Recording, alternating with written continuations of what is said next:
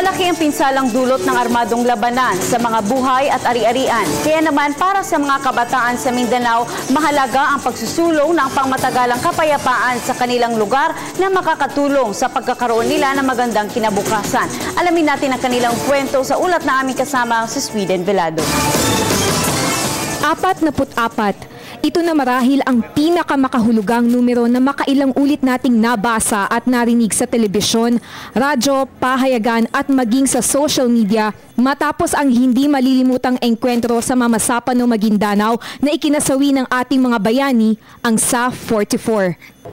Bawat isa sa atin, kanya-kanyang suhestyon ng solusyon. Ang ilan, gusto ng all-out war. Pero paano mo ito nanaisin kung buong buhay mo, kaliwat ka ng digmaan na ang iyong naranasan at tanging nais mo lang, katahimikan at kapayapaan? Eksklusibong nakapanayam ng inyong telebisyon ng bayan si Barry Macalawan, isang bangsamoro na nagsusulong ng kapayapaan. Ako po ay miyembro ng Young Moro Professionals Network na ang adikain ay mapabuti ang kalagayan ng mga kabataang Bangsamoro.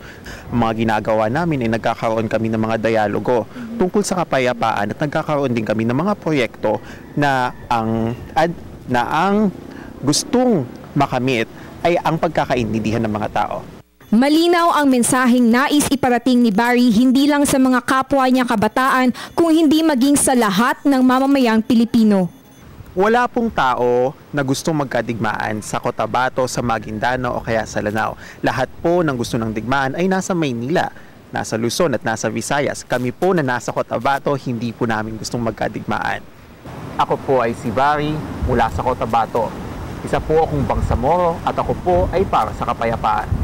Para sa telebisyon ng bayan, ako si Sweden Velado.